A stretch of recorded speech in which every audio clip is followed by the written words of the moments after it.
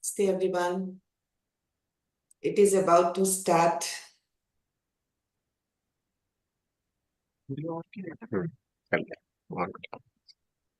You all are ready for the session. Very important keynote address.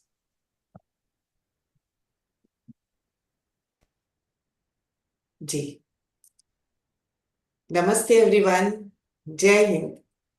Feeling happy and honored to extend warm welcome to all the academicians, policymakers, and thinkers on the second day of 9th International Conference on Universal Human Values.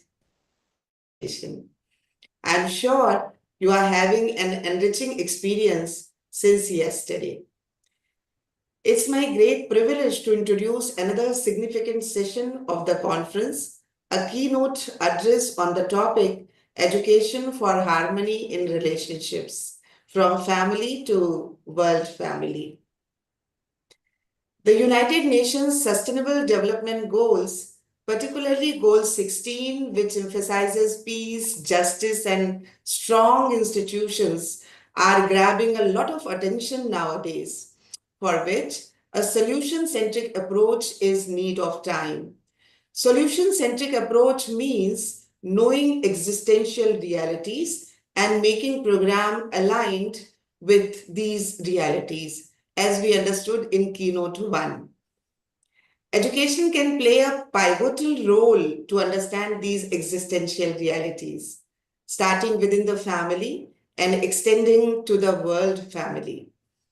In this session, we will hear about education for harmony in relationships from family to world family in detail from Dr. Kumar Sambhavji. Dr. Kumar Sambhavji is PhD in Mechanical Engineering from IIT Kanpur and presently head of the department at UP Institute of Design, Noida. He is also bearing responsibility of Associate Dean, Value Education, AKTU, Lucknow. He has been involved with activities on value education since 2001. He is a resource person for basic and advanced level workshops and faculty development programs on universal human values for past 12 years. He is one of the contributors to the textbook, A Foundation Course in Human Values and Professional Ethics. We are fortunate with the gracious presence of Engineer Pooja Agrawalji, Pro-Chancellor Shri Ramswarup Memorial University, to chair this session. We will be blessed with Pooja ma'am's valuable remarks at the end of this session. So let's welcome Chairperson Dr. Pooja Agrawalji and Speaker Dr. Kumar Sambhavji with a great round of applause. Kumar Bhaiya, now over to you. Thank you, Upasana Didi. So we had the first keynote lecture where we saw how education can be transformational at the level of consciousness of a human being. So we can see that there are three basic requirements for a human being to lead a happy and prosperous life in continuity. The first priority for every human being is right understanding in the self, followed by relationship with human being, and then physical facility with the rest of nature. When I'm able to ensure right understanding within, and then I'm able to ensure the right feeling within, and then I behave with the human being, then it ensures mutual happiness in my relationships. Similarly, with right understanding only, I'm able to make out the need for physical facility rightly, and I am also able to make out the right processes with which I have to fulfill the need for physical facility. And when I fulfill this, then it ensures mutual prosperity, that is prosperity in my family and prosperity of the rest of nature. So when I look at education, the core content of education is right understanding, developing the understanding of harmony at all levels of my being, starting from human being, then family, then society, then nature and existence. And this becomes my sanskar in my living when I'm able to ensure my living in harmony at all these four levels. So this is what we discussed in keynote 1. Now in this keynote, we'll explore about happiness, prosperity, human being, and human relationship. So I've been talking about happiness, but it is something to be investigated what happiness is. Every human being on this planet is aspiring for happiness, and that also not momentarily, but in continuity. Unless I understand what happiness is, I'm not able to fulfill it. Unless I understand what prosperity is, even though I may accumulate a lot of wealth, I may not feel prosperous. Unless I understand what a human being is, I'm not able to understand neither myself nor the other. And then with this clarity only, I'm able to fulfill the human relationship. So we'll now look into the basics of these four things as we go along. And here we have uh, many friends of mine sitting in the room. So we'll have interaction also. And I request the delegates also connected with me online to ask questions. You may raise your hands and then we can interact also. This whole process of value education is basically a process of self-exploration where whatever I'm saying from my side is a proposal for you to investigate. So you can reflect on your natural acceptance and also you can see how it is valid in your living. So once I reflect within at the level of my natural acceptance and when I live accordingly and I'm able to validate it in my living, it becomes a part of my understanding. So this is the way we are going about in this whole process of education, and this is the way we are planning to go in this particular session also. So let us understand what happiness is. So briefly, maybe let us take a moment and try to find out when do I feel happy? What makes me happy? Can I try to make out within me what makes me happy? Just try to see throughout the day what keeps me happy. In my past life, what made me happy? What is happiness in essence? So a little sincere exploration will show that whatever state or situation in which I live, if there is harmony in it, if there is synergy in it, then it is naturally acceptable to me to be in that state or situation. For example, I am sitting by myself in a room, I am thinking over something, and there is harmony in my thoughts, there is harmony in my feeling, there is harmony in my expectation. So I remain comfortable with me. I naturally want to be in that state. So this is essentially harmony that I'm looking for, and harmony is only acceptable to me naturally. So what I'm terming as happiness is to be in a state of harmony or synergy. So at the very outset, if you ask a person, can happiness be the same for everyone? I have not found a single person who has said that it can be the same for everyone, because we tend to assume that happiness means differently to different people. Every person has his or her own notion of happiness, and happiness varies from person to person. But when we contemplate what happiness is, we can see very much that happiness is essentially to be in harmony. Now yourself again, if happiness is to be in harmony, is the happiness same for everyone? Let me ask here, what do you think? If happiness is to be in harmony, is the happiness same for everyone? Yes, same. Same for everyone. Once I contemplate upon happiness, I can very much see that happiness is the same for everyone. Another thing to explore is that unless happiness is the same for everyone, we cannot be happy living together. If my happiness is different, your happiness is different, then how can we be mutually happy in continuity? So this is the whole crisis. Through education, we have not been able to communicate that happiness is the same for everyone. So even though we are aspiring for a happy society, notions of happiness vary from person to person, place to place, time to time, region to region, isn't it? From one belief system to another belief system. But in essence, if you look at it, you can see very much that happiness is to be in a state of harmony. On the other hand, whatever be the state of situation in which I live, if there is disharmony there, contradiction there, it is not acceptable to me naturally to be in that state of situation. And I want to come out of that state of situation. So again, taking that same example, let's say I'm sitting in my room and there's contradiction in my thoughts.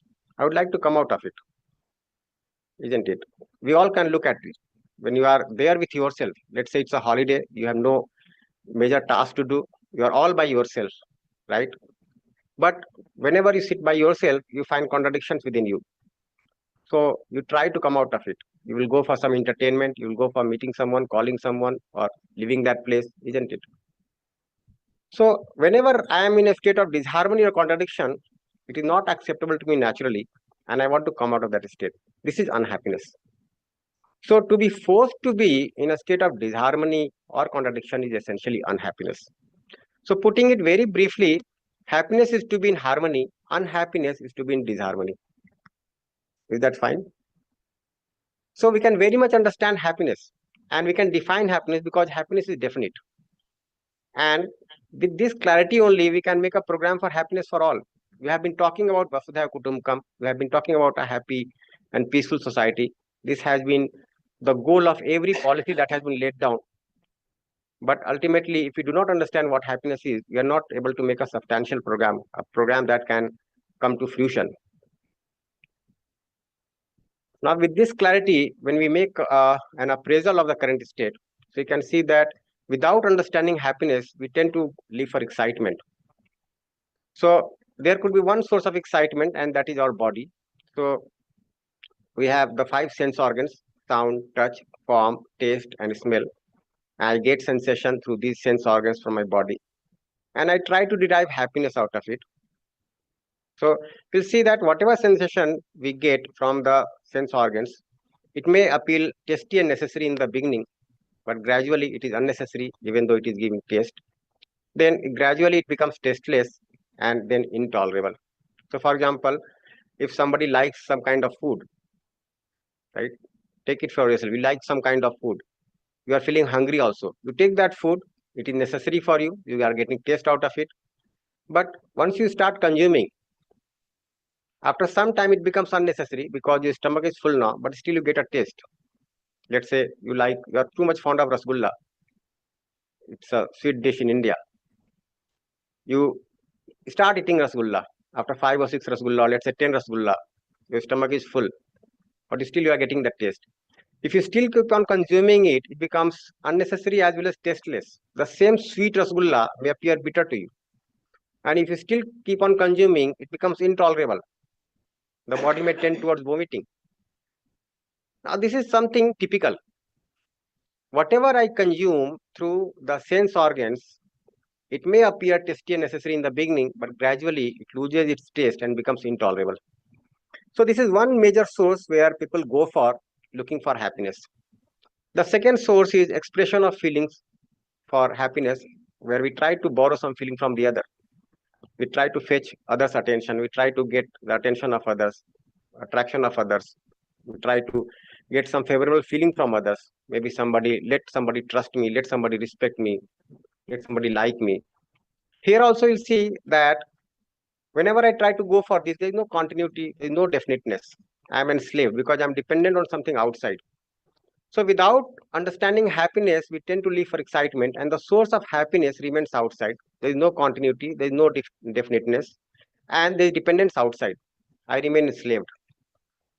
So this is temporary excitement. Sometimes we feel happy, sometimes unhappy.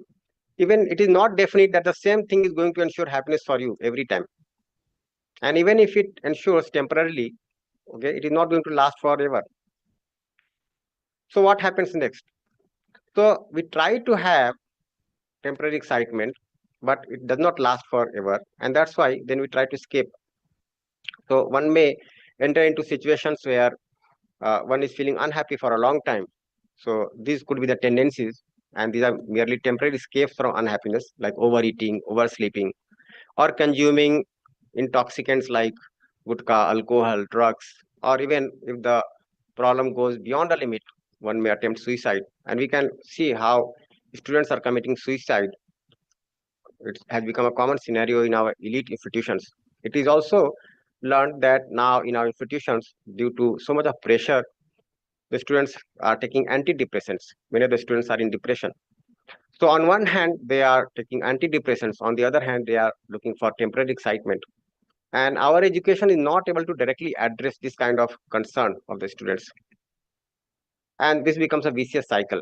Trying for temporary excitement, failing there, then going for escape, again failing there, going for temporary excitement, and this becomes a kind of uh, source of sorrow.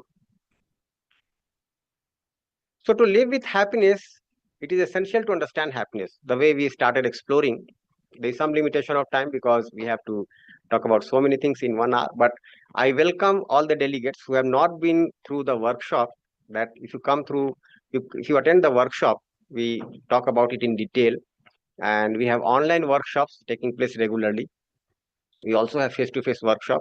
This year only we conducted more than 100 workshops in face-to-face mode, and we have been conducting these online workshops almost every week.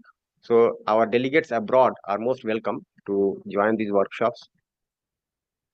So you can see that the source of happiness once within, then only it can be continuous. And what could be that source of happiness within? So it is right understanding in the self and right feeling in the self. And right understanding, as we were discussing earlier, is understanding harmony at all levels of being, at the level of human being, family, society, nature, existence. And the right feeling would mean the feelings that are naturally acceptable to me. For example, in my relationship, I naturally accept trust. I want to trust others, others want to trust me. What trust is, we'll briefly explore in this session, but it is something very naturally acceptable to me. Just try to find out what is acceptable to you naturally, trust or mistrust. What do you think? Trust. Respect or disrespect? Respect. So these are feelings innate to us. We naturally accept them. Only that we have to contemplate upon it. We have to understand these feelings. We have to internalize and we have to make it a part of our understanding. So when I work for right understanding and right feeling, then I'm able to ensure continuity of happiness within me. And this is the potential that every human being has, every child has. Only that the child has to get this opportunity of contemplation on the right feeling, right understanding, right from childhood as a part of curriculum, as a part of syllabus. The sad part is that in today's education system, we are seldom talking about relationship. We are seldom talking about right understanding, and mostly we are talking about physical facilities. And that's why the students keep on working for physical facilities. Even they are able to earn a lot of his facilities, but at the core, the happiness is not continuous. At the core, the satisfaction is not there. The fulfillment is not there. So this is the program to be taken forward, and education is basically meant for this transformation so that the students can come out of this vicious cycle of temporary excitement and escape, and they are able to lead a life of happiness and prosperity in continuity. And I can very much see that every self has this potential, every human being has this potential. Now, when we look at the sustainable development goals, the third goal is good health and well-being. The 10th goal is reduced inequalities. Now, when you look at these goals, you can see that unless the right understanding of the need for physical facility is clear, okay, the inequalities in terms of facilities will not be done away with. They are going to be there. Similarly, if I do not understand relationship, the equality among gender, among caste, creed, sect, region, it's not going to be ensured. Similarly, unless I'm able to see the right source of happiness, I may spoil my health for excitement or escape. This is what is happening among the students most of the time. So we have to really make a correct appraisal of the current scenario, and then we have to make the right program through education. I'm talking about education because a good thing in the current uh, century is that education has become available to almost every child. If you start working on education consistently and sincerely, right from childhood to, let's say, the doctorate programs, then of course we are going to have a better and much better society to live in through education. Any questions so far?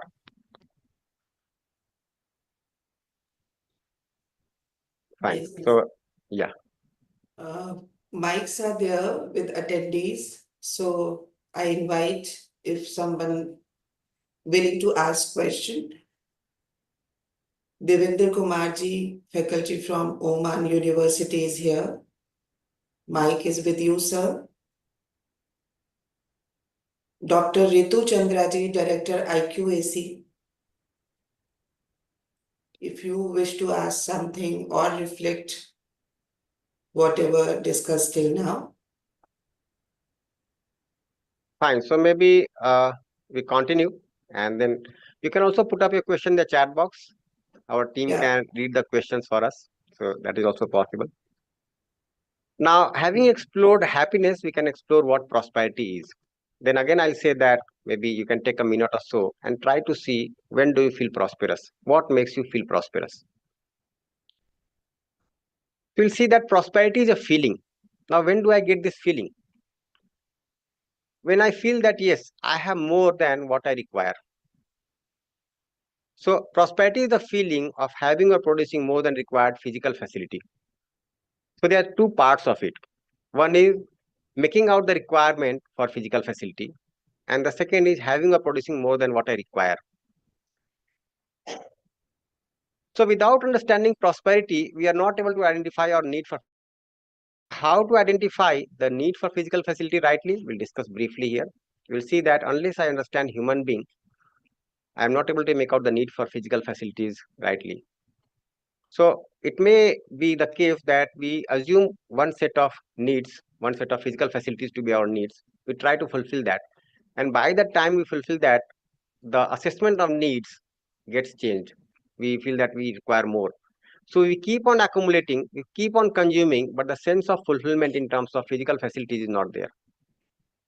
So for that, it is very much essential that we are able to make out the need for physical facilities rightly. As it was being discussed in the first keynote lecture also, that if you look at the production is going up enormously. If you talk about food, we are producing more than 6 times what we require in terms of food. But still people are dying of hunger. Still there is so much of wastage. There are so many facilities available, but the sense of sharing is not there. Once I feel prosperous, I feel like sharing with others. If I do not feel prosperous, I feel like exploiting others. So without understanding prosperity, we are not able to identify our need for physical facility, and then we tend to consume more and more physical facility. We do not feel we have enough and tend to accumulate more and more by any means, and in the process exploit other human beings as well as deprive the rest of nature. And this is what we can see. On one hand, technology is on the rise, research and innovation is on the rise, and on the other hand, exploitation is also on the rise. Wars are on the rise, isn't it? Deprivation is on the rise. The nature is being uh, consumed more and more. The nature is being destroyed more and more for consumption. By understanding prosperity, we are able to identify our need for physical facility rightly. And then with the right kind of skills, we are able to produce more than required physical facility. So we feel we have more than enough and tend to share, nurture other human beings as well as enrich the rest of nature. So we have to make out, on what side we are. Am I able to understand prosperity or am I not? Unless I understand prosperity, I do not feel prosperous. So even though I may keep on working for physical facility, that sense is not there in me, and I keep on working for it, and it becomes my sole program for life. So we can see as an outcome the exploitation of natural resources. There is resource depletion, there is pollution, there is climate change, and of course struggle and war. And we can see this. You can just see for the past 4 years, nations are at war, and so much of wealth is being wasted, destroyed in the name of war. So the sense of prosperity is not there, even though the accumulation has gone up. So there is another goal as a sustainable development goal, and that is responsible consumption and production. Now, again, this is an expectation from the economy. This is an expectation from the world that we should have responsible consumption. But when do I have responsible consumption? It is to be explored. Unless I am able to make out the need for facilities rightly, I will not consume responsibly. Similarly, we want peace, justice, and strong institutions. Again, here, the institutions have to be very clear about the understanding of happiness and prosperity so that they are able to live together with happiness and prosperity. They are able to ensure justice within. Any institution has to ensure justice within, with the employees, with the all the stakeholders. So this kind of expectation can be met only with this clarity of happiness and prosperity. Taking a brief look at what was being discussed in the keynote earlier also, that without understanding prosperity, we keep working to increase physical facility. And you can see the material footprint here.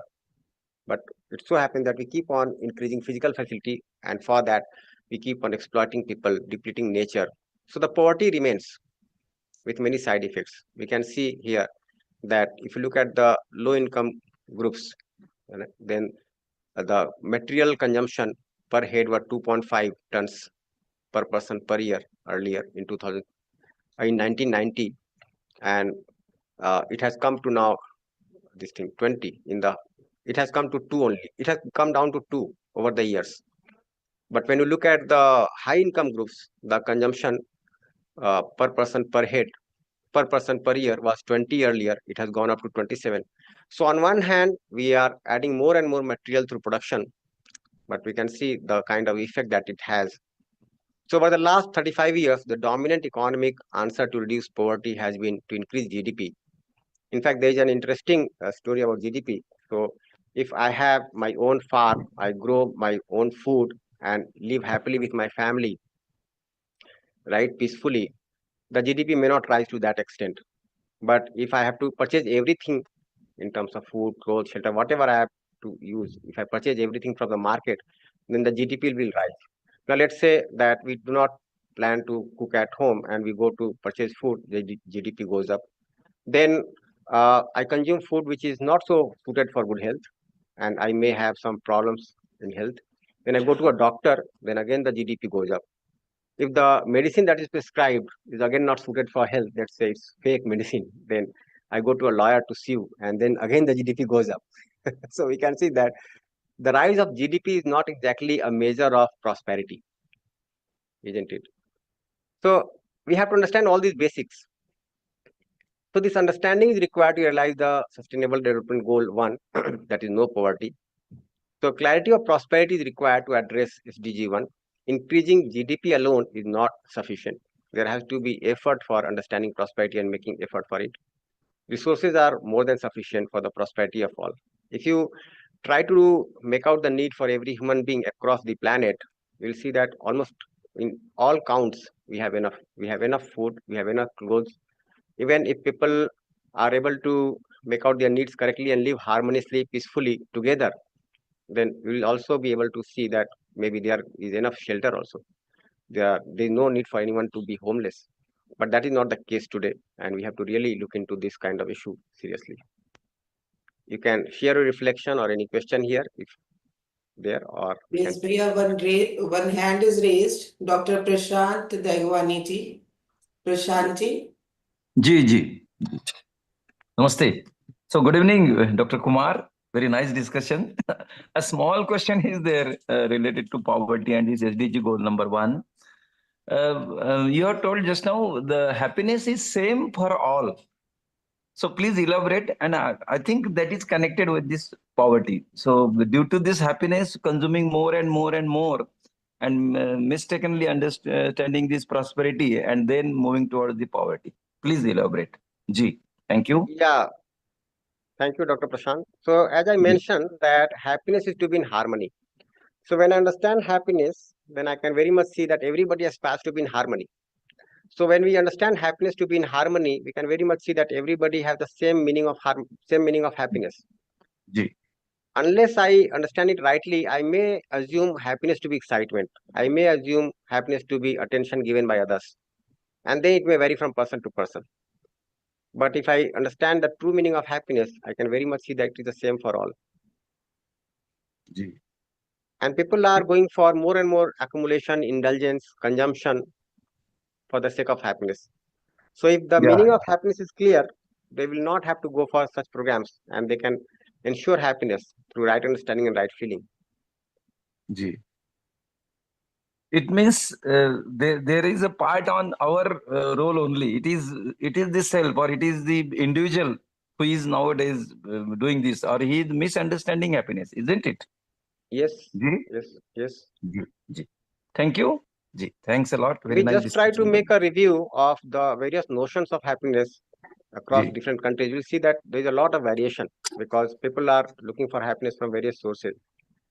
So once this self-exploration is ensured through education, students can very much see that the happiness is to be in harmony, and then you can also see that it is the same for all.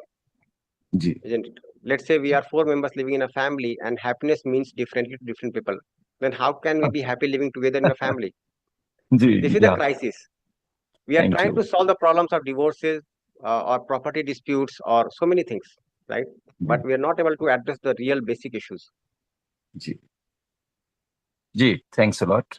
Thank you. Ji. Thank you, Prashanti. Dr. Fadare from Nigeria is here with us. Dr. Fadare. it will be good if you can share something from your side. Mike is there with you.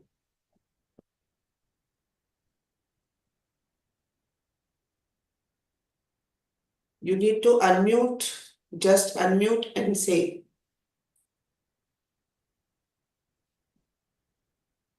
Ji, Sambhav bhaiya, Ji. you may go So ahead. I proceed with this. Maybe he can ask his question through the chat box. We can respond to that. So as you were trying to make out that to ensure the feeling of prosperity, I need to understand human being. So now we'll briefly explore the existence of human being, and we can explore and see how human being is coexistence of self and body. There are two entities. So when I look at myself, and when I pay attention to oneself, then I can see that there are two things to be paid attention to. One is the body, right, and the other thing is the self. So when we say that uh, there is hunger, okay, or I'm feeling cold or something like that, it is something to do with the body, okay. And when I say that I'm feeling unhappy, I'm feeling depressed, I'm feeling excited, I'm comfortable, I'm not comfortable, it is something to do with the self. So there are two entities to be addressed. One is the self and the other is the body. So human being is coexistence of self and body. Their needs are different.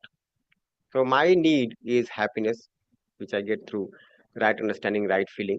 So for example, respect is a feeling which is acceptable to me naturally. The body, if you look at it, the needs of the body are physical facilities like food, clothes, shelter. Now, whatever be the need of the body, it is temporary. We need food from time to time. We need many times, but not in continuity. We need from time to time. Now it is winter time, so we have all brought out our warm clothes. I also took out my warm clothes. Now when it is summer, I'm going to pack it back in my bag. So we need also warm clothes from time to time, summer clothes from time to time. We need a house, but we do not want to be contained in the house in continuity. So as a need, again, we require shelter from time to time. Even if you take air, we breathe in and breathe out, right? We do not breathe in continuously. We try to imagine any physical facility that you require for the body, and you see that it is temporary. It is not required every moment. But when you look at your need, for example, happiness, do you want to be happy sometimes or every moment? So every moment. So this need is continuous. I want to have the feeling of respect in continuity. So let's say you are going to sleep in your house and you listen your family members murmuring, it's nice that he's going to sleep now. So long as he's awake, he keeps on disturbing us. And that feeling of disrespect may even trouble your sleep. So even while sleeping, I want to have the feeling of respect. Then only I have a deep sleep, I have a sound sleep. So I require happiness in continuity, while the body requires physical facilities temporarily. And my need is something qualitative. If I want it every moment. If I do not want it, I do not want it any moment. So happiness I want every moment. Respect I want every moment. But unhappiness, I do not want a single moment. Disrespect, not a single moment. Trust, I want every moment. Mistrust, not a single moment. It is qualitative. But if you look at the need for physical facilities for the body, it is quantitative. It is required from time to time, and that also in limited quantity. So we can quantify the need for food. Can I quantify respect? We can say that yes, I want 1 quintal of rice for myself in a year. I want these many pairs of clothes in a year. We can quantify the need for food, for clothes. But can we say that I want 1 meter of respect from every human being? We cannot say, right? Or 1 ton of trust. We cannot say. It's simply humorous to even imagine.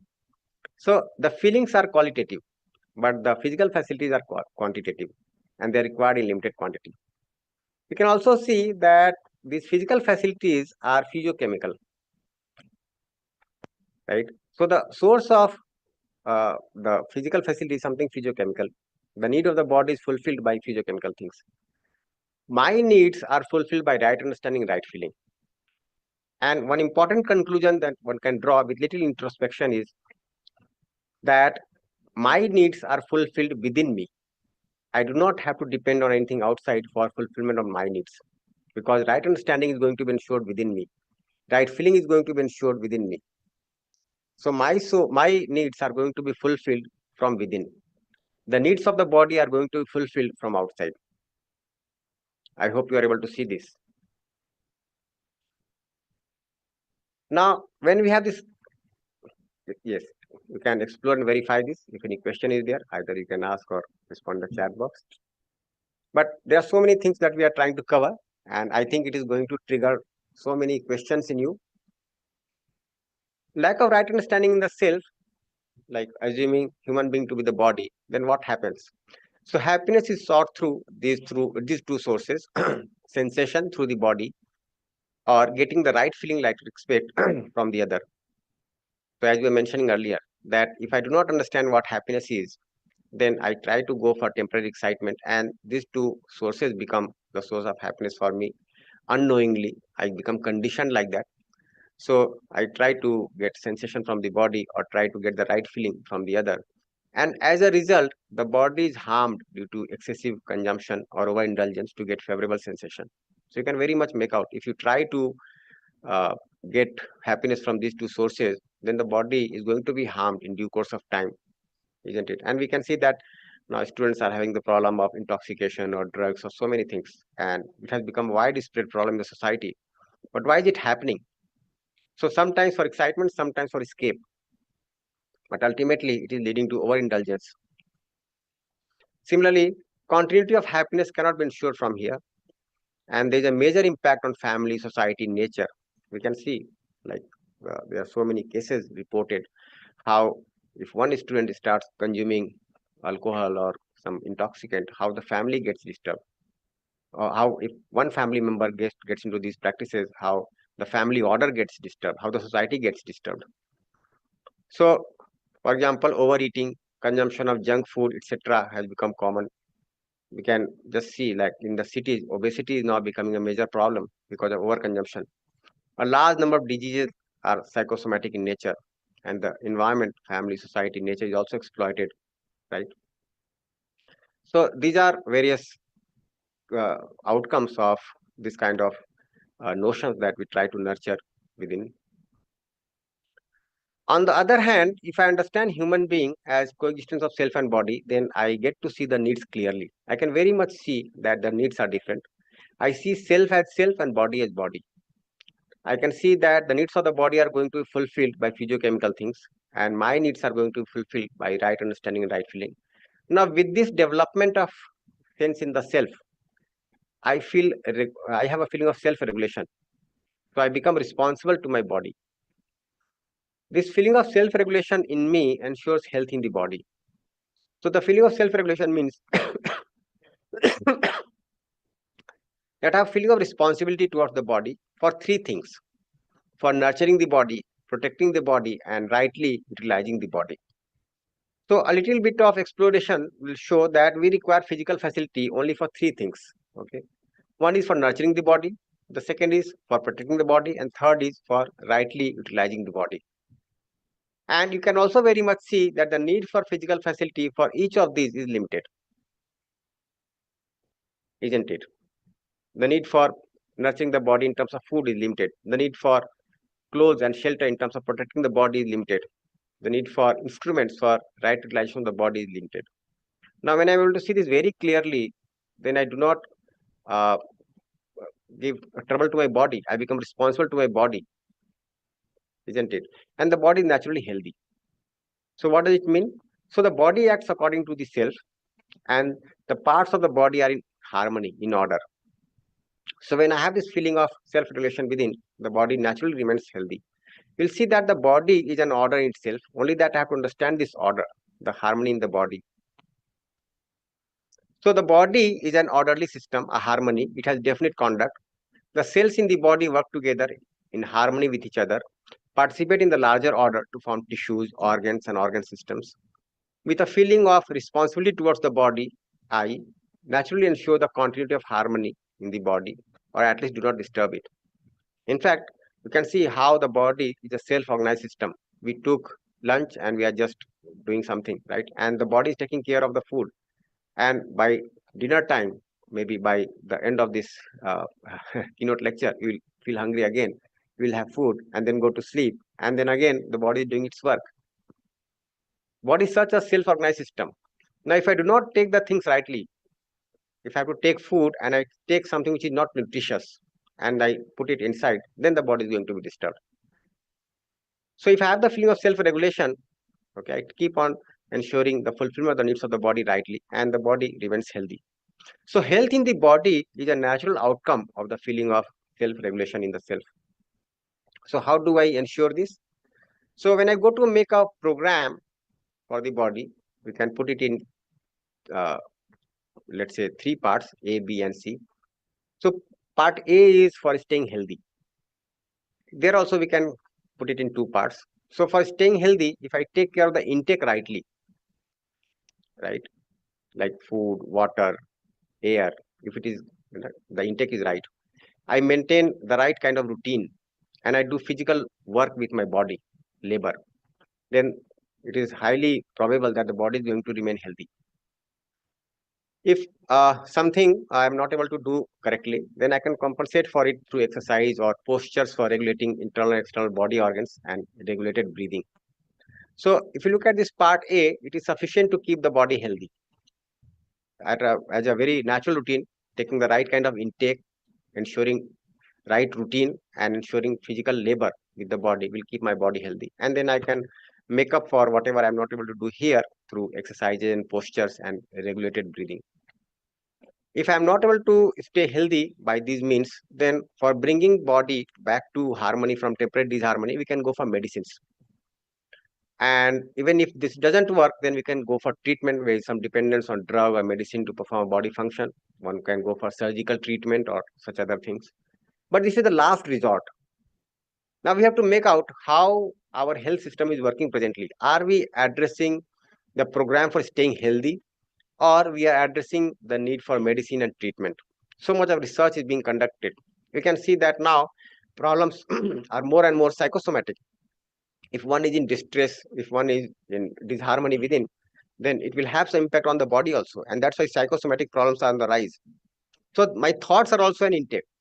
If I have the right kind of thought, then I can ensure health of the body. Yes, sir.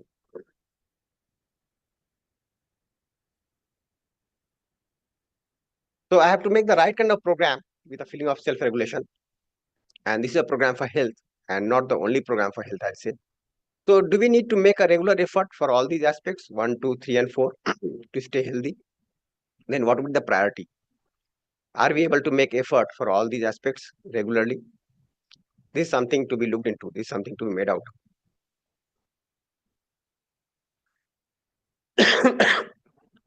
I also got cough, but that is because of the impact of cold outside. 1 minute.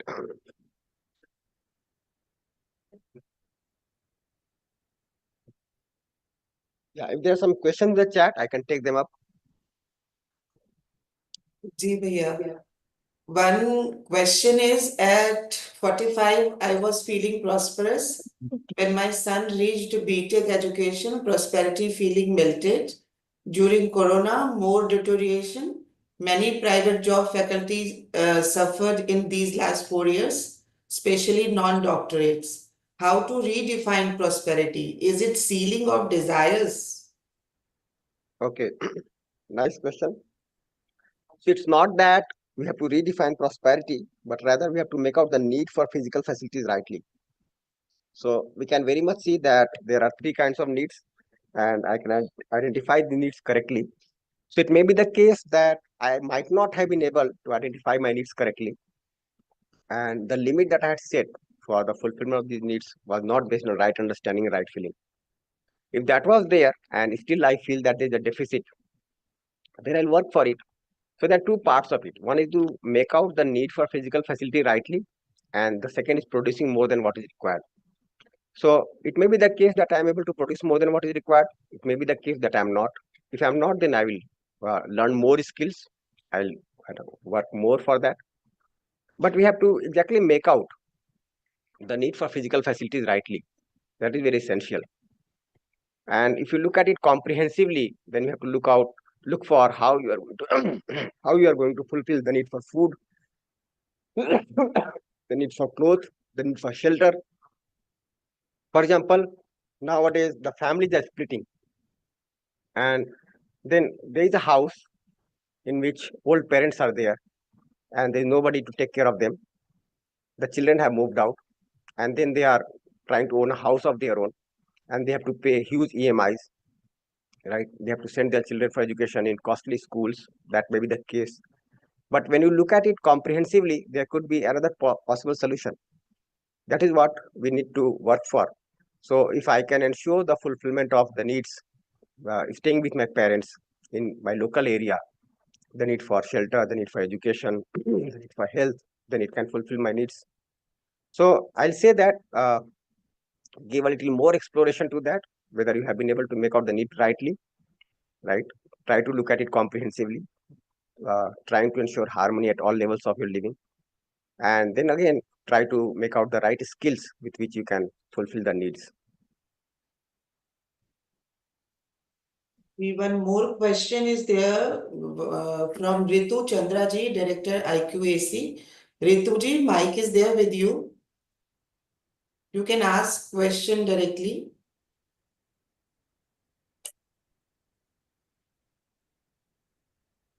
Just unmute your mic and please ask.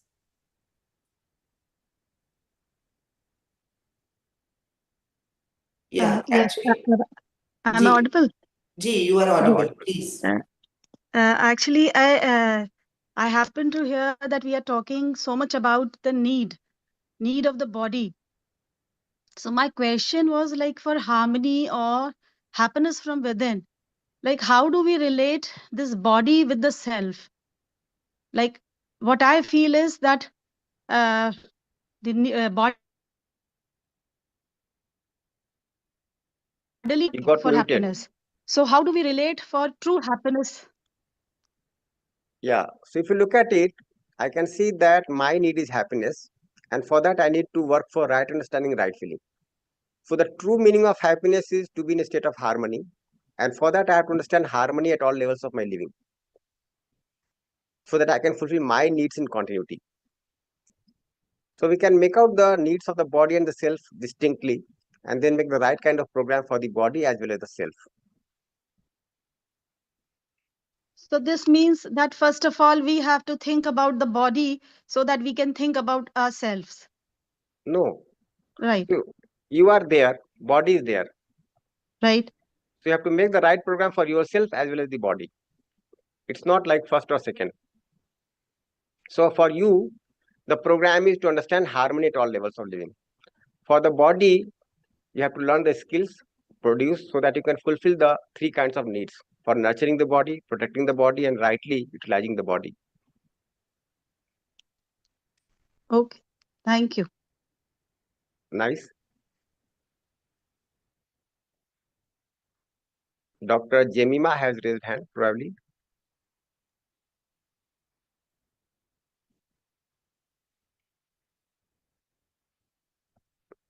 So try to see, do we need to make a regular effort on all these aspects, 1, 2, 3, and 4 to stay healthy? With what priority? Are we able to make effort for all these aspects regularly? So we have to make out whether our health system and education system need to address all these aspects or not. So does the health system need to address all these aspects with this priority? And is it really addressing all these aspects? Or is it focused mostly on one aspect? Does the health education like MBBS or nursing, etc., need to include these inputs in all these aspects?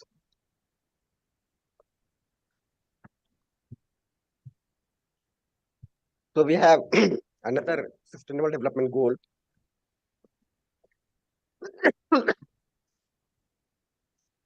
So there's DG3, so good health and well-being. So when you understand human being as it is, the needs of the human being becomes clear. That is, the distinct needs of the body and those of the self become clear. And there is a feeling of responsibility in the self towards the body. The self ensures a holistic program for health. The health of the body is a natural outcome of this feeling of self-regulation. Understanding human being is essential to realize good health and well-being. Yeah. So we have to make a program for staying healthy, and temporarily, if you get something, Like for example, I got cold, so I may take some medicine. While taking medicine also, we can take medicines which are conducive to health. Maybe we can go for naturopathy, we can go for Ayurveda in place of consuming some chemicals directly. So it may be required from time to time, but that is only a temporary requirement. I have to make a regular program for staying healthy. And when we make this kind of program, we'll see that the fear of losing health, which has become more dominant today, because the hospitals have become costly, the treatment has become costly, that will also get reduced in the society. Now, having discussed this, we now discuss about relationship. So similarly, understanding human being, particularly the self, is required for understanding relationship and living in peace together. The core of relationship is the feeling, and the feeling is there in the self. As long as we consider human being to be the body, it is not possible to understand relationship. And without understanding relationship, it is not possible to fulfill relationship in spite of all good intentions. So we could see that most of the problems in our family, if you try to little bit of explore here, most of the problems in our family are not due to lack of physical facility. They are due to lack of relationship. While most of the time that we are spending is for physical facility. And that's why even though we expect to have good feelings, good relationships in our family, we are not able to ensure that. So we need to understand relationship. So we can explore relationship with the clarity of human being as a coexistence of self and body. So next we are going to talk about harmony in the family. And family is where relationship is there. So I have parents, I have spouse, I have children, they are family. But when I'm working in an institution, in my department, that also becomes my family. If I'm working in a company with my colleague, that also becomes a family. So family essentially means relationship. So when you go to explore this harmony in the family, we can see that the relationship is there. And this is between one self and the other self. So the self is there in the first person, the self is there with the second person. And the relationship exists between one self and the other self. The body is used in expressing these feelings in the relationship. And there are feelings in relationship. And where are the feelings? They are in the self or the body. So they are in the self. These feelings can be recognized with definiteness. They are definite. And when I go to recognize these definite feelings, I can see that trust is the foundation of every relationship. It is something innate to me. I do naturally accept trust. So trust is one feeling which is acceptable to us naturally in the relationship, followed by respect, affection, care, guidance, reverence, glory, gratitude, and finally love. We all have heard of all these words, but maybe we need to explore the meaning of each of these. We may have different notions about these words. So briefly, we'll try to explore a few of these feelings in this session. But I again request that if you come to the full workshop, we'll get to explore the feelings in detail. And this is something to be contemplated upon.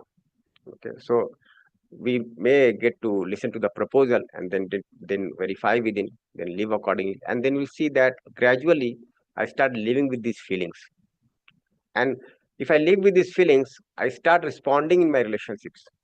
My reaction comes down, my anger, my frustration, my ill feelings in the relationships come down, and I start responding in every relationship. So let us explore them one by one. So let us explore the meaning of trust. So trust is to be assured. G. Yeah. Dr. R. Jemima Mercy raised hand. Can we take question from her? Yeah, I called her name. Probably she could not respond. Yeah. But Dr. Jemima? Yeah. Please unmute yourself. Mic is there with you.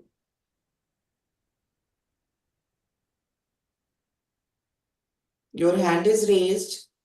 Mic is there.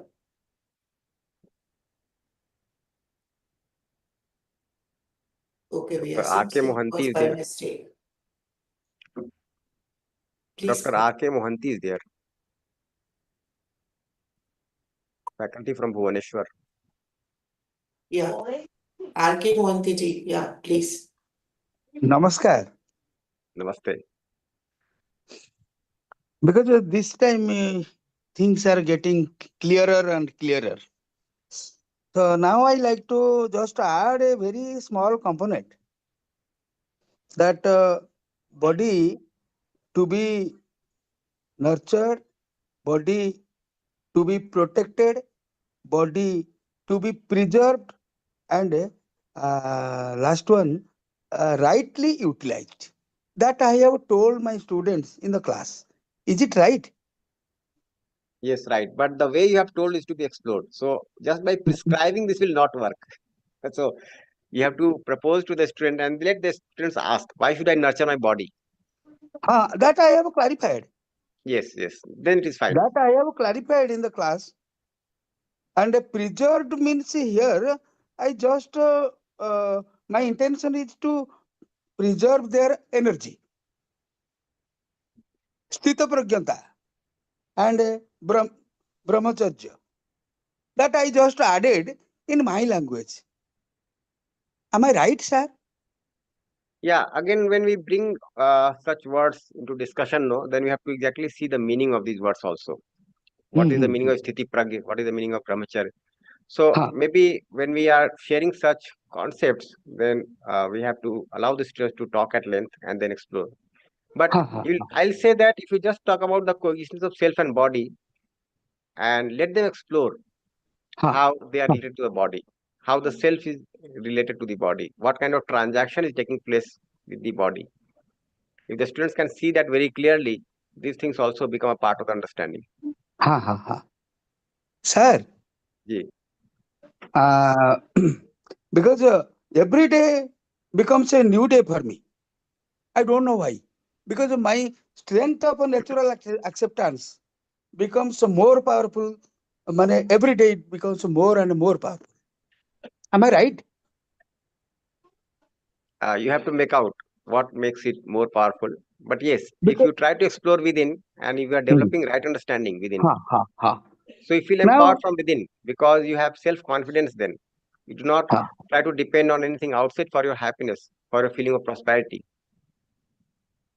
Because sir, I have already spent 60 winters and 60 summers.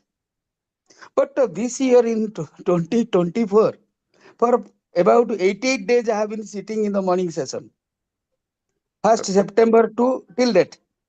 And Okay. I'm getting that spirit that I'm going through. And I'm also going to some institutions to do this. But one thing is there, they need to have the local language.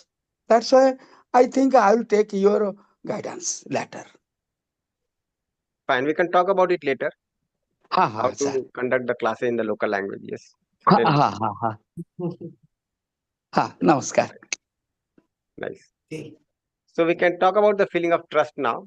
And let Ha me say ha that ha. the discussion is just intended to draw your attention and not to convince anyone. And we have to make it out as we can see within. So, what is trust? So, trust is to be assured. Assured of what? To have the clarity that the other wants to make me happy and prosperous. Now, let us explore this feeling of trust between two individuals. So, you are the first individual, and think of the other as someone in your family, a close friend of yours, maybe. And then let us ask some simple questions. So, through these questions, we are trying to explore the meaning of trust. So, there are some questions which I'll ask, and we have to reflect upon our natural acceptance and respond to these questions. So, if I ask you, do you want to make yourself happy? What will you say? Yes. I want to make the other happy. What do you see? Yes. The other wants to make himself or herself happy. Yes. The other wants to make me happy. Nice. So when we try to ask these questions, very simple, very basic questions, we'll see that we are able to say that, yes, I want to make myself happy. I want to make the other happy. The other also naturally wants to be happy. But whether the other wants to make me happy is something questionable. And this becomes a doubt in me, isn't it? This is the source of all problems in relationship when I have a doubt on the intention of the other. So the first four questions are related to our natural acceptance, the intention part. Now, in comparison to this, we can look at the competence also. So I want to make myself happy. Am I always able to make myself happy? No. So there's a question mark here. I want to make the other happy every time. But am I always able to make the other happy? No. The other wants to make himself or herself happy every moment. But is the other able to do this every moment? No. Then again, try to make out, is the other able to make me always happy? Double down. Now just try to contemplate on this part. I am able to say this very confidently that I want to make myself happy, but I'm not able to make myself happy. Now, even though I'm not able to make myself always happy, I do not doubt my intention. Even though I'm not able to make the other happy every time, I do not doubt my intention. So if the other is not able to make me always happy, why do I doubt the intention of the other? This is something to be given a serious attention to. I'm not able to make myself happy, but I never doubt my intention. I'm not able to make the other happy, I never doubt my intention. When the other is not able to make me happy, why do I doubt the intention of the other? And this is the whole issue of trust. So the first four questions on the left hand side are related to our intention, what we really want to be, what is naturally acceptable to me, right? So this is the highest potential as a human being. But on the right hand side is our current state, our current level of competence. So we can see that if I assume myself to be the body, if I assume excitement to be happiness, if I assume indulgence to be prosperity, right, then I'm so much preconditioned that even though I want to make me happy all the time, I'm not able to. So I'm preconditioned already. The self is preconditioned, right? But my natural acceptance is pure. It is very much there inside me. So there is no problem with the intention at all, either for me or the other.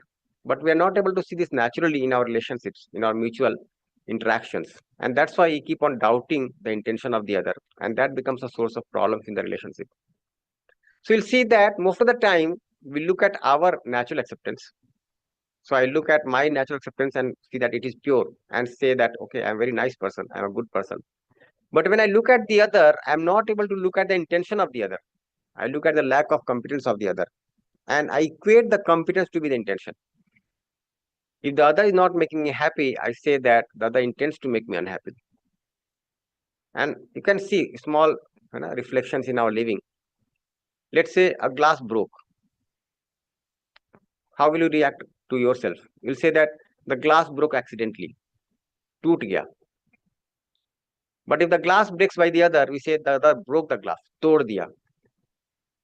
If I get late, we say that I got late again. Such a heavy traffic. You see so much of traffic jam, so many vehicles on the road. These people are not able to maintain the traffic properly. I have so many things to explain.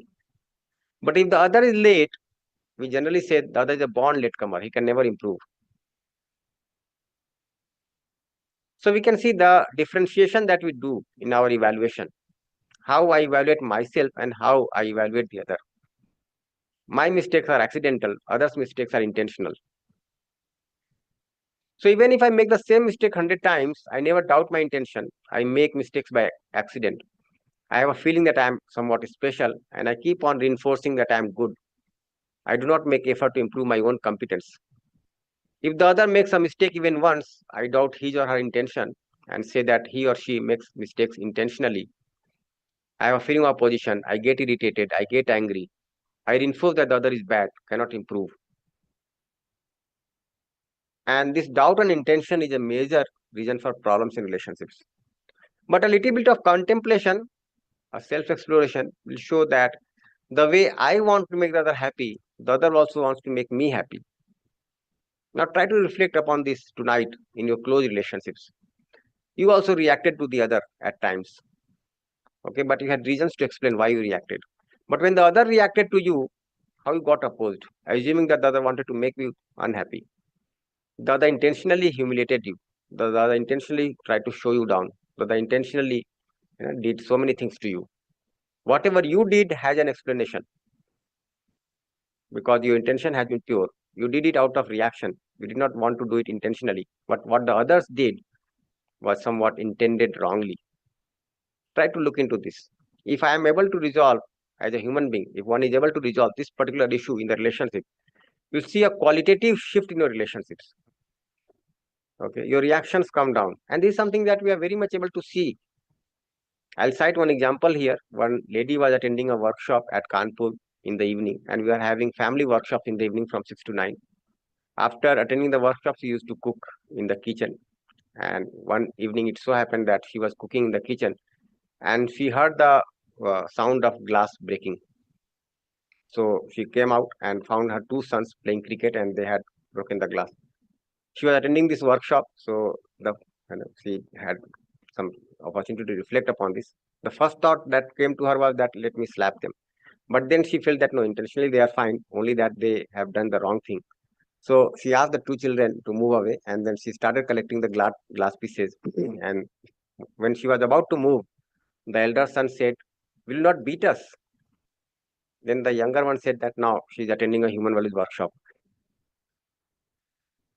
So this kind of shift may take place in the relationships. So certain observations are here. Having the feeling of trust is valuable in relationship with human beings. This is human value, which is universal, and trust is to be assured of the other. And this is a universal human value.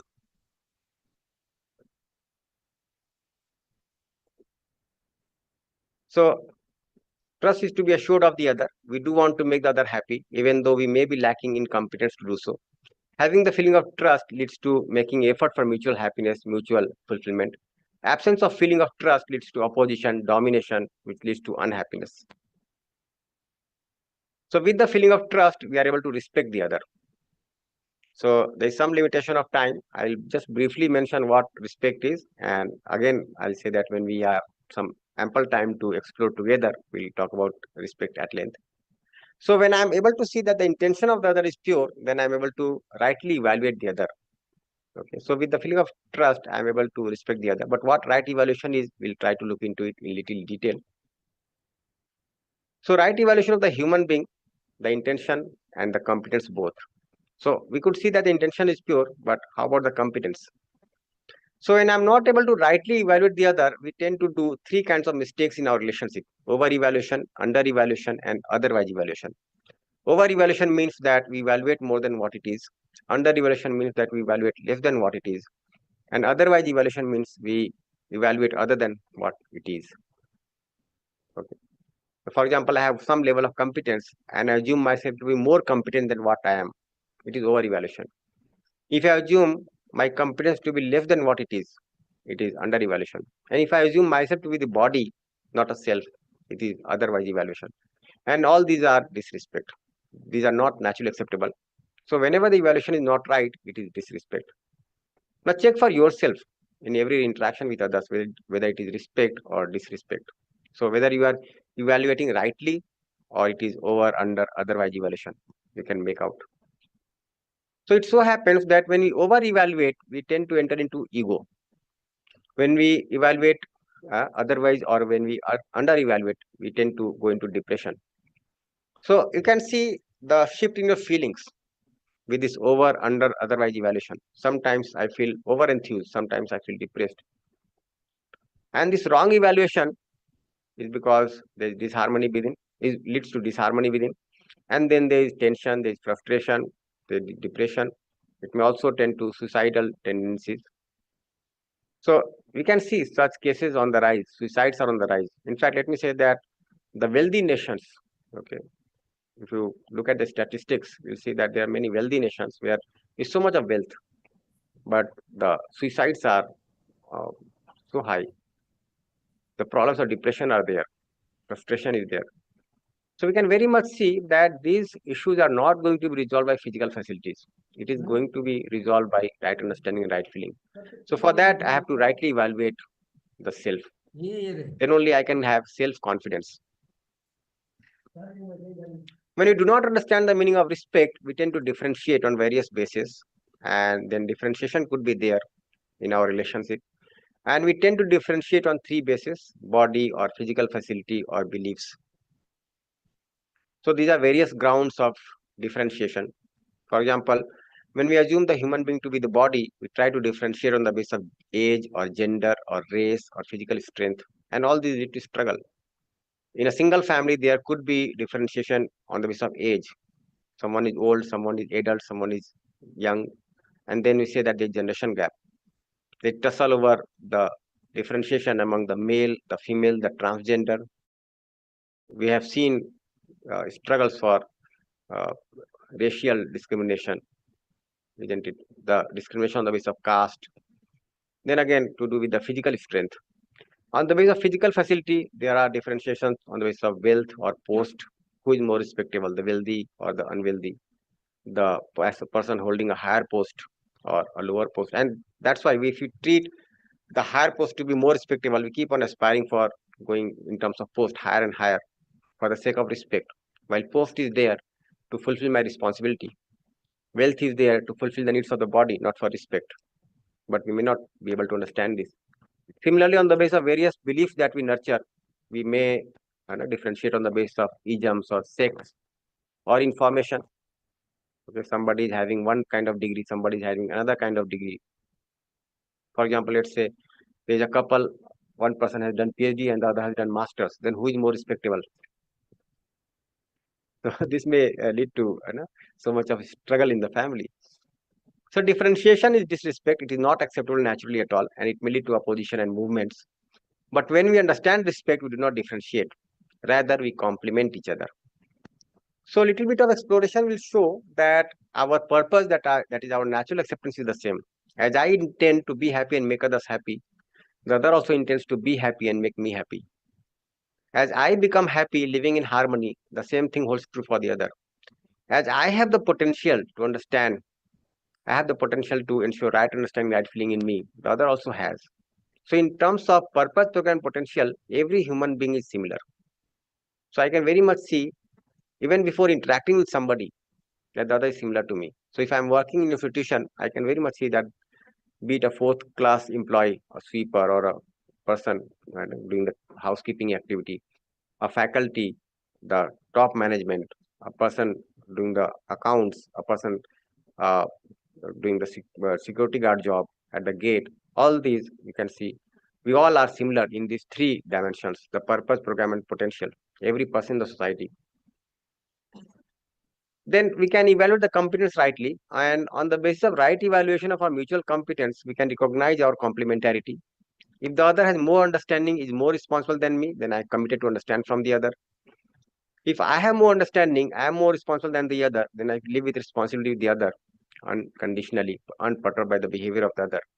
And then I am committed to facilitate understanding in the other. So this is being complementary to the other. With the right evaluation of competence, I can be complementary to every human being. Even if a person has done a crime, I can very much see that the person has the same natural acceptance, but the conditioning has gone wrong. The kind of nurturing that has taken place from childhood has somewhat provoked the person to do a crime. So even when we put the person in jail, we can try to develop the right understanding in the person. And we have experimented this. We have conducted workshops in Bilaspur jail, Kanpur jail, Ghaziabad jail, and we can see that it has yielded significant results. We have documented the outcomes also. So when you look at the fifth sustainable development goal, gender equality. So when we understand trust and respect, we can see that all genders are similar at the level of self, at the level of intention. Gender equality is a natural outcome of understanding of trust and respect. And not only can we see equality between genders, but we can also see equality among races, sex, etc. If we do not understand this equality, then for every difference that exists in the society, there is going to be so much of commotion and struggle, and so many things to follow. So without understanding these feelings, equality cannot be realized. I hope we are all able to see this. So I will sum it up now. We can see that human aspiration is continuity of happiness, and happiness is essentially to be in harmony. Human being is coexistence of self and body. The foundation of every human relationship is the feeling of trust. Trust is to have the clarity that the other wants to make me happy and prosperous. Respect is right evaluation, which I am able to ensure with a feeling of trust and intention. And with trust and respect, we can see that the other is like me. We are complementary to each other. So I'll say that there was some limitation of time. So in fact, this was a keynote lecture. But when you come to a workshop, we spend at least 1 to 2 hours for discussing each of these. Maybe even we invest 2 days exploring the feelings in relationship in a workshop. So that is all from my side. I can take up questions or I can take reflections now. Ji. Thank you, Dr. Kumar Sambhavji, for your enlightening address and for sharing such profound insights on the role of education in strengthening the harmony at the family to world family level of human interaction. Your vision resonates deeply with the essence of this conference and the values we are striving to instill in solution-centric education system worldwide. Your words remind us that relationships rooted in feelings like trust and respect are the foundation of a peaceful and humane society, sir. We now have 2, 3 more minutes for any question or reflection from the audience.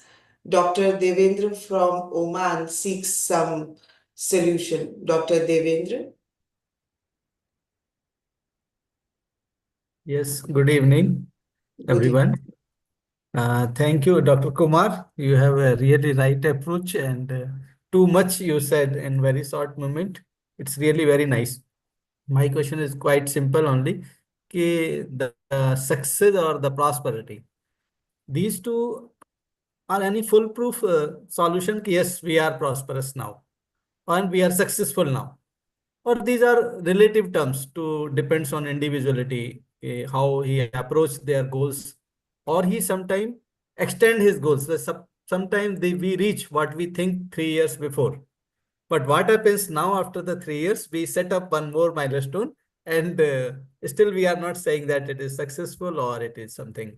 Now, what do you say in this? But generally we feel in our colleagues and all, when we were 2 years before, they were asking enough 50 lakhs at the 70. But now again, they are saying 1 crore is enough for 70. So what do you think about it? Yeah. So for this, we have to understand what happiness is, what prosperity is. So you'll see that the money is a kind of instrument for exchange of physical facility. So the price level may go up. So the evaluation in terms of currency may go up. That is fine. But am I able to make out my need for physical facility rightly? Am I able to make out the need for food rightly, clothes rightly, shelter rightly, instruments rightly? Now, again, talking about success.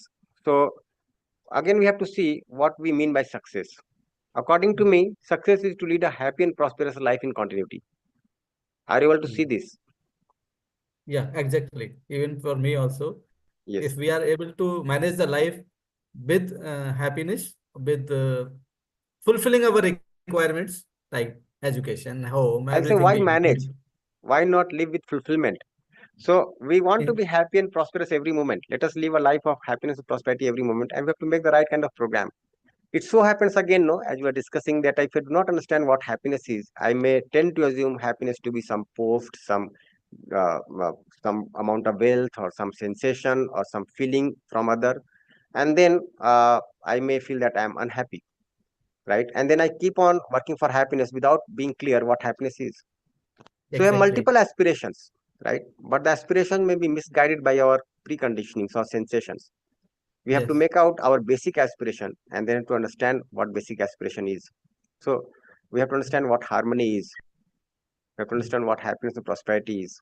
And then only we are able to make the right kind of program. Otherwise, we are in a mad race. For example, if you assume yourself to be the body, then you try to fulfill the need of the self by physical facilities. Now, since the need of the self is continuous, you try to fulfill the need for happiness through unlimited physical facilities, which are never the case. The physical facilities are never going to be unlimited. Whatever you earn, it is going to be limited. You may be a trillionaire, but again, it is a limit. exactly. So, the basic problem is not with the wealth that I have. The basic problem is the wrong notion I have. I am assuming myself to be the body, and I am trying to ensure happiness through physical facility. That's how I am never able to make out the need for physical facility rightly. I keep on Agree. aspiring for happiness and continuity, and then I keep on consuming. I keep on accumulating, without ever being clear how much I require. I am busy all time, earning physical facilities, but unhappy all time. So that's why we And say every all that. time, but not sometime accumulation and earning is that much we are not able, we know confidently we will not be able to use whatever we earn, even whatever the time we are left with us. Not possible, I am sure. Yeah, yeah, Not me only, this is a just example. Many people I know that they are my colleagues only. We are discussing as a whole in our colleagues also this. We know this is not, we are not able to consume it as a whole. Even then, some places we feel unsatisfactory situations. So that's So why. Please come to the workshop and then we'll discuss at length. yes, that my question one more is that when we generally we conduct a SPD here for our faculty program. So can we contacted you anytime for some workshop or some? Certainly, certainly. Our whole team is there. And let me also mention that this team is working on a pro bono basis. We do not take any kind of remuneration. Only that you have to feed us when we are there with you. Even all, definitely, definitely. We will try, sir. It's very nice. Yeah. But exactly, very nice. Thank you, Dr. Thank you. Devendra, for taking for putting active involvement and taking so much interest. And your mail IDs and numbers are here with us. So certainly we are going to send you invitation for a workshop. Ah, Thank sure. you. Thank you. No, I will call one time Dr. Kumar because whenever his lecture is there, I'm searching the room and I'm going to him only because he is doing workshop. After that, he's giving his outcomes, and it is so that's what. Ji, ji. Okay, okay. Thank you, thank you. So quickly, I will invite Ranganath ji with raised hand. He is also here. So Ranganath ji, very quickly you can ask question. Ranganath ji, please unmute yourself and ask your question.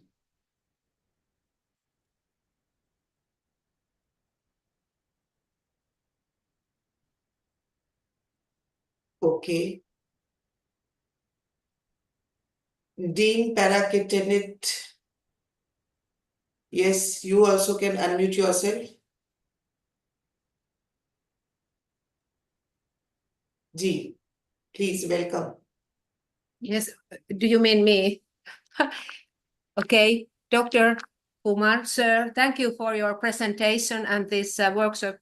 Sounds very interesting. I'm Ulla Sirviö, and I come from Finland, now working 1.5 years in India, training the Indian teachers.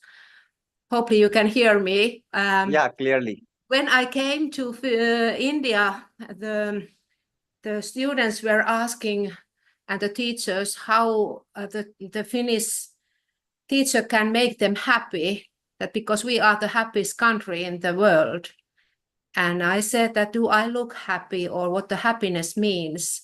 And that is which I have really going through, thinking about this well-being, as you mentioned, as physically, values, and then coming back to the needs. And then this understanding, which you already told, I have prepared a small presentation, but on needs, if a person is hungry or very thirsty, or there is a little sleep, of course, the happiness is not fully fulfilling. We can't be happy. And then we might forget our needs. And I agree that the needs are the main basics when we're thinking about this happiness. But how we start thinking about what is the background about acceptance. Do we have any close people around me, or is there safe? And then talking about Indian school system, my understanding that the teachers are close to students, but my doctoral study is also focusing for those social emotional learning competencies, which should be with all our adults when working with the students, when the elements for which are building, for example, this security is important. So then the students start to think about what is the basics background for their happiness, what are close for them, not being only well-being and the body is in a good control, but what are those people? And I think you already mentioned all those very important aspects, because we want to be and belong to some group. And then when we belong, it is safe and we feel happy, much more happy. And the cognition are starting to work in our brains, and our social aspects and the interaction is starting much more effectively, because we feel that we are accepted, we are valued, and those are really pushing in the Indian teachers that please take your students much more close for interaction between your lessons, and also the students between themselves, because they need. I don't want to change the Indian system or something, but we have a lot of research that the most happiest people are those which can support and implement their values. So the values are so close for this happiness.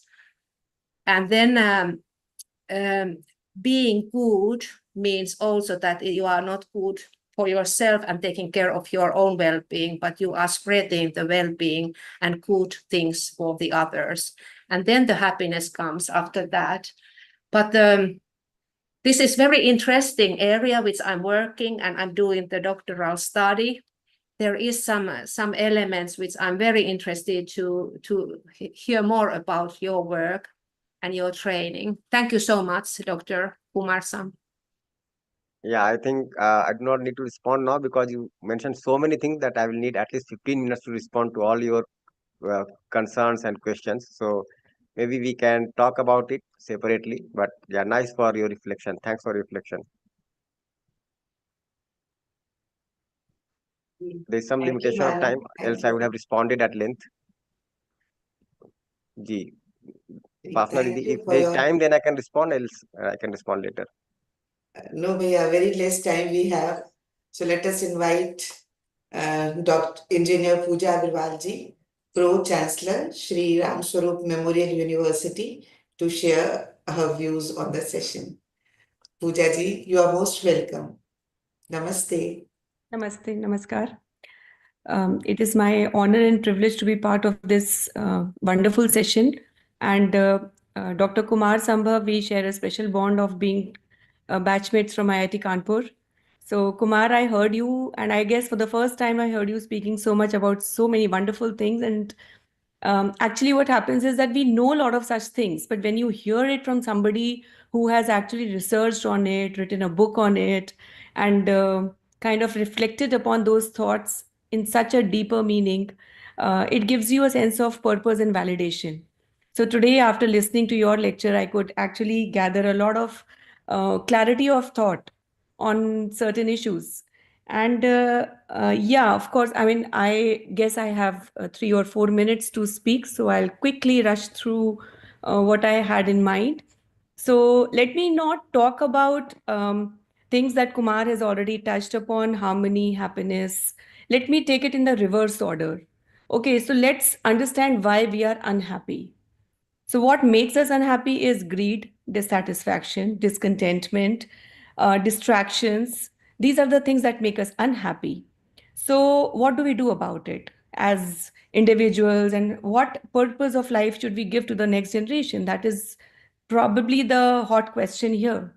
That next generation should be given a roadmap in which they learn how to be happy from within and not external factors which give them very momentary and instant kind of a dopamine rush, and they are just happy because they got certain likes and comments on social media and stuff like that. So let me quickly tell you a story here. Okay, so there was this farmer who had a lot of animals in the farm, and I mean, his wife and him, like, they were residing in the farm, and they had a snake in the house. So they thought of catching the snake, but they were really worried about the fact how did they go about it. So, and of course, there was a rat which was troubling them and eating their stuff and making holes in their socks and stuff like that. So the farmer's wife thought, let me put a rat trap and let me just put a piece of cheese there and let's see what happens. So they actually put that, and during the night, the farmer's wife heard the rat trap being, getting closed. So she thought that they are fortunate to catch the rat, and then she just inserted her hand inside the trap, and she got bitten by the snake because the trapped animal was not the rat but the snake. She got bitten, she got poisoned, and she fell sick immediately. And then there was a huge hue and cry about it. So the farmer was trying his best to call the best doctors in the city and around to take care of the situation. In the meantime, the rat was very happy that thank God I'm now safe. So let me just go and pass on this piece of information to the pig. which is outside in the sty, and let me figure it out with him. Okay, Mr. Pig, we see this, our dear friend snake is caught. So I'm not happy about it, but I'm happy about the fact that I'm not caught. But yeah, the snake is caught and he could have eaten me. So I'm happy about it. But yes, it is our duty to save the snake. What do we do about it? So the pig said, no, no, no, no, nothing of my worry. You just go and shoot away the rat, and said, okay, just go from here, you petty fellow. Then the poor rat, he reached the bull. He said, oh, you are so high and mighty, you can do whatever you want and just crush anything. And you know how to solve the problems. So help me in saving the snake. Okay. So bull said, listen, I am high and mighty and I don't have time for all these petty issues. You little piece, you just go away from here. And he also shooed him away. Now this poor rat, he sat in the corner and he was just looking at the whole scene. How is the farmer dealing with the situation? What is happening in the house? So the doctor came and he told the farmer that your wife is really sick and I feel you should give her pork soup. Okay, so you can imagine what happened. The pig had to be chopped and they had to prepare pork soup for the deceased, not the deceased, for the ill wife.